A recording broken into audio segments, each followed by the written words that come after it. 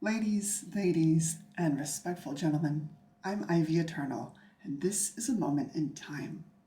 Today we're playing 1993's Doom, arguably the most famous first-person shooter of all time. Now, why are we playing a 22-year-old game today? One good reason is that I was only 6 years old when it came out. And because of the way that I grew up, specifically in extreme right-wing Christianity, I haven't actually played it. So let's give it a go today. Now, Doom very famously has been ported to run on everything. Anything that can run software, it's probably run Doom. From microwaves to smartwatches, we're going to play it just on a normal modern PC though. We are playing the DOSbox version of the game, which will give us a little bit more of the 90s feel, I suppose. The game originally came out on MS-DOS, and I really like the way that it just launches into everything. This is the way that software used to be all of the time. Now, this is a copy of Doom that I purchased on Steam. You can go on Steam and you can buy it today. It's the Doom plus Doom 2 package. So there is a whole shell that runs all of the all of what you can see here on the screen in a much more modern interface, and that has a whole bunch of things like modern remixed music and modern settings, menus, all of that kind of thing. It's a lot more accessible. It's definitely something that is worth playing around with, but since I'm trying to go back and experience the classic, this is how we're going to do it. Now, this game is so old that it wasn't really originally designed to be played with a mouse and keyboard. It was just played with a keyboard. I will be playing it with a mouse and keyboard, but one of the things that we're going to need to do is go into the go into the settings here and make a change, because back in the day, you can see that movement was done with the arrow keys. And because I'm using a mouse to aim, that means that, and I'm right-handed, so my right hand will be on the mouse instead of on these arrow keys. Naturally, my left hand for playing modern video games falls on the WASD keys. And that wasn't the way that it was done back then. So we're going to rebind all this so that we can use our left hand to move and our right hand to aim. Now, F10 to accept. We are set up to use keyboard and mouse, so that part, we can take a look at the mouse setup here. The left button shoots, the middle button makes you move forward, and the right button switches to strafing, because this game, nowadays, most games come with left and right being just set up as strafe automatically. That's what I'm used to playing. This game, when you press left or right, it turns. And that's probably going to lead to quite a number of deaths, so that will be exciting. Let's save the parameters and jump right in. Now, this is the way that the game started. You have new game. The options here are some graphics details, screen size, mouse sensitivity, and sound volume, which we are going to reduce significantly. Alright, now I think you should be able to hear me speaking over the game. Let's see, happens when we hit new game. It asks us which of the episodes we would like to play. Now, Doom is a game that originally came out in 3 pieces. In some ways, I suppose you could say in 2 pieces. The first episode of it was shareware, which back in the 90s was a free piece of software, and you could play this first episode for free. You could distribute it for free. That's really how it got around to being in all the places that it was. And if you wanted to play the next 2 episodes, then you had to go and purchase the game, which was, back then, I think, involved writing letters, making phone calls. These days, we don't have to deal with any of that. So let's go ahead and jump into the first episode, Knee Deep in the Dead.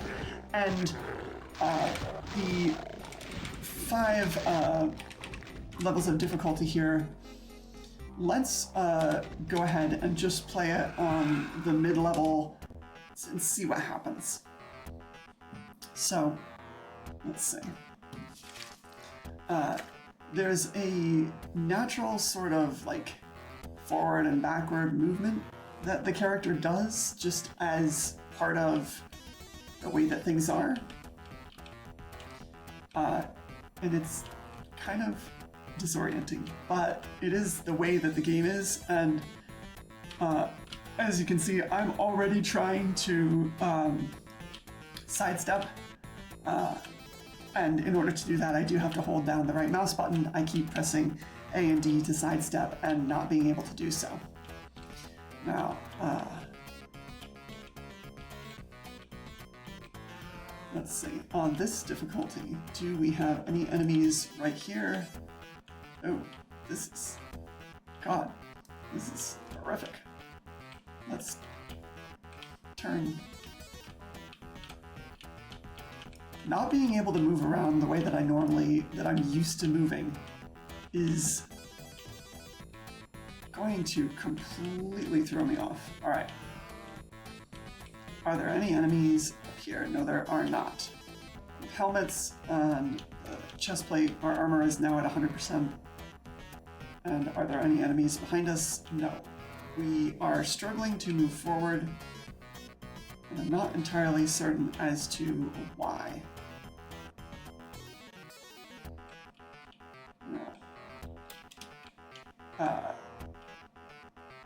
As you can see, there are multiple sort of levels and nice, interesting shapes to the walls. This was pretty much the first time that this sort of thing had ever been seen on computers.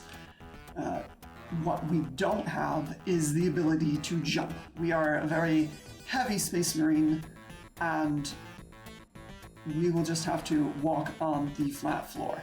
And my God, I am just instinctively hitting A and D to sort of sidestep into things, and it doesn't work. Every time that you try and strafe left and right, it has this sort of full body lurch. Will this door open for us? It won't. Although, I don't.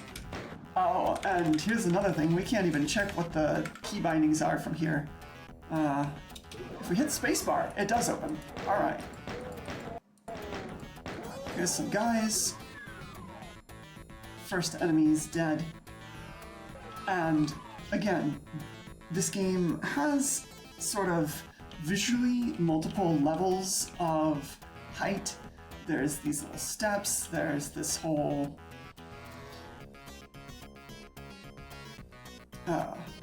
whatever, but there is no up and down. Oh, this is why things are lurching, because moving the mouse forward actually makes me move physically forward. Oh, that's so bizarre. Oh, alright. Middle clicking seems to end the dosbox sort of thing. Let's see. And unlocks the mouse. So we don't have to aim vertically, which does simplify things a fair amount.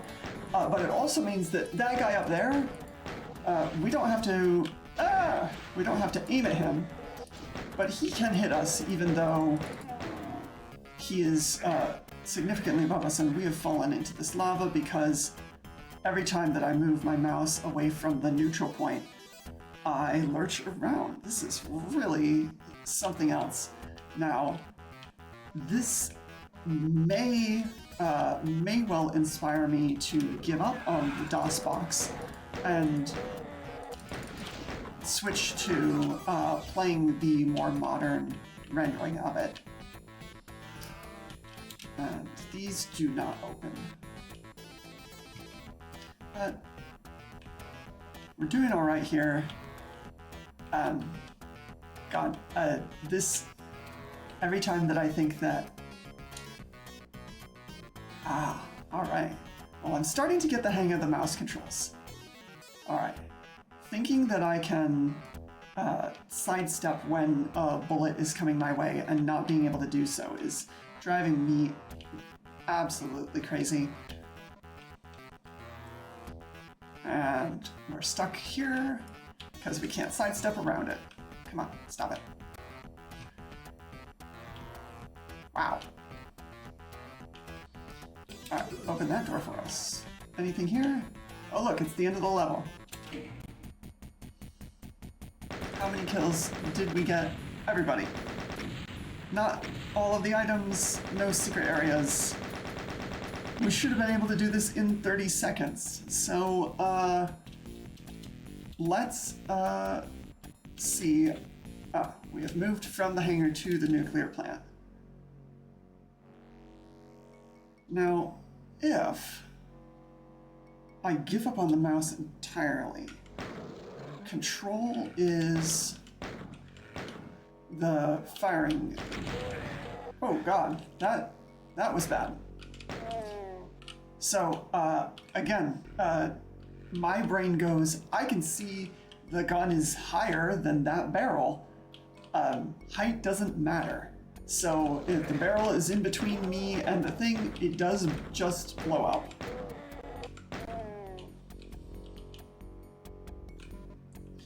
All right. Well, our health is no longer perfect, but we should be able to solve that fairly quickly. Here's another piece of armor, and I can hear an enemy right around the corner. Several of them, in fact.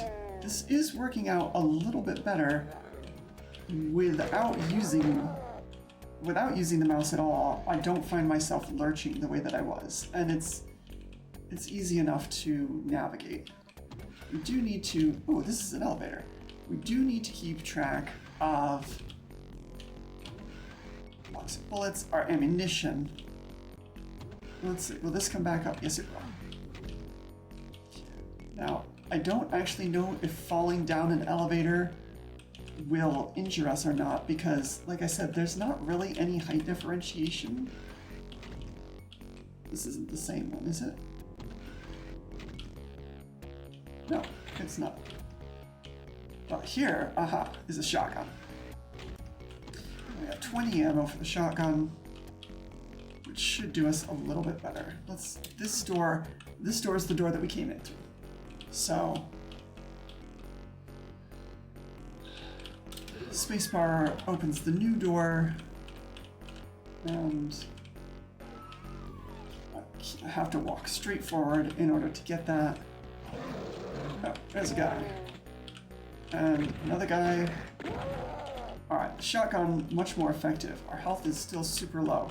Now we've grabbed the red key, and this is more or less the objective of the game is run through the areas and grab the keys to be able to get through locked doors.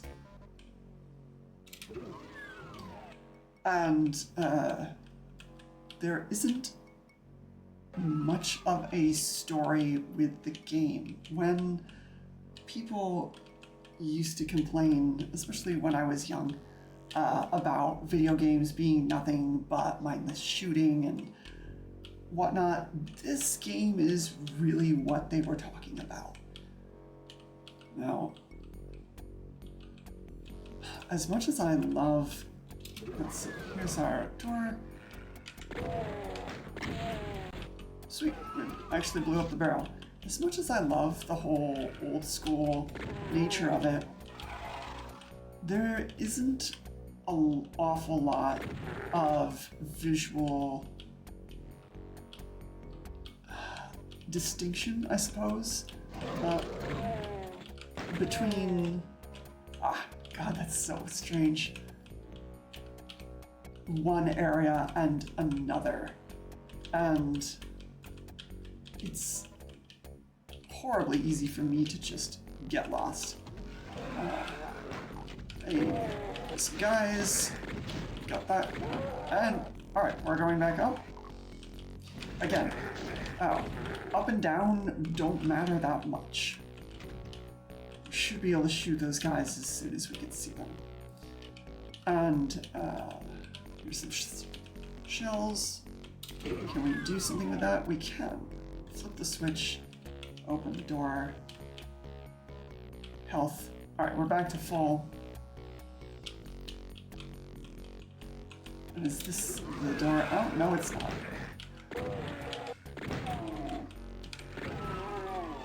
Open the door again, please. I thought there was another guy. There is. All right. How's our armor doing? Not bad. All right. And that's the end of that level. We only killed half the enemies this time and got almost none of the items. And it still took us 4 minutes, but I think we're improving. All right. Let's go ahead and call the episode here, and when we come back, we'll jump right back in where we left off.